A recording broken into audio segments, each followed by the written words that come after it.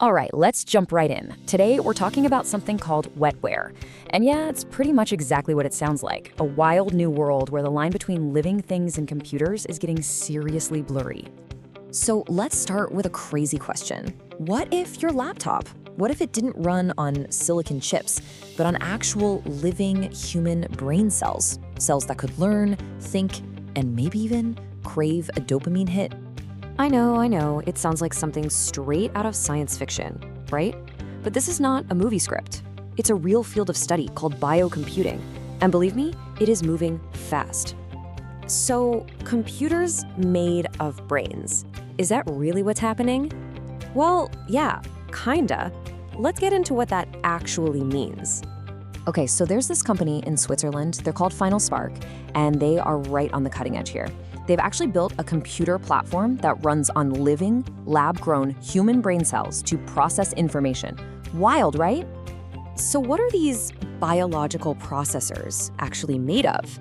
Well, it's time to meet the so-called mini-brains. The key ingredient, if you will, are things called organoids. And they're pretty much what they sound like. These tiny 3D clusters of human brain cells grown in a lab and just jam-packed with living neurons that are actually firing away. And when I say tiny, I really mean it. Each one of these little organoids is only about 0.5 millimeter wide. I mean, just think about that for a second. The potential computing power packed into something that small, it's just mind-boggling. So this is where things get really interesting. How do you connect a living thing to a machine? Well, each organoid is hooked up to 8 tiny little electrodes. You can think of it like a two-way street. The electrodes send electrical signals in to the neurons, and then they read the signals that the organoid sends back out. Okay, so sending signals back and forth is cool and all, but how do you actually teach a little blob of cells to do something useful? This is the best part. It all comes down to a reward system. You know, there's a quote from the source material that just nails it. It says the process is, and I quote, basically like giving the computer a gold star for getting a math problem right. Except, this isn't a sticker on a piece of paper. It's a chemical reward. It's all about this learning loop. Here's how it works. Step 1, you send an electrical signal, that's the input, to the neurons. Step 2, the organoid sends a signal back, that's the response. Now here's the magic trick. If it gives the right response, it gets a tiny little hit of dopamine. That reward actually encourages the neurons to strengthen their connections and build new ones. It's literally learning the right way to respond. And that's the part that's so easy to understand, right? That little dopamine reward? It's the exact same feel-good chemical that floods your brain when you eat your favorite snack or beat a tough level in a video game. It's that rush. So we're basically taking the most fundamental part of how we learn and using it to teach a computer. So we know how they learn. Now for the big question, why? Why are we doing all this? Well, it's all about finding a smarter, not harder way to do computing. And this brings up the most obvious question, the one you're probably thinking right now. Why on earth go through all this trouble? We already have super powerful silicon chips, right?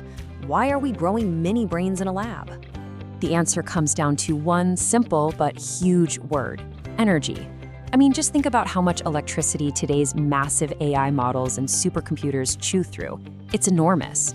These biological wetware computers, they're being designed to be the complete opposite. We're talking extreme energy efficiency. And the numbers here, they're absolutely staggering. The goal is for these biocomputers to use up to 100,000 times less energy than what we have now. A big part of that is because our brains are just built differently. They do tons of things at once, what's called parallel processing. Silicon chips, on the other hand, tend to work step by step. So what's the end game? Imagine an AI as powerful as your brain that runs on the same amount of power as a single light bulb. Now, there is a catch, of course. We're talking about living cells, so they don't last forever. Early on, these things would only survive for a few hours, but the progress has been incredible. Now they've got them surviving and working for about 100 days. And you should know, this isn't just one company in a lab somewhere doing this.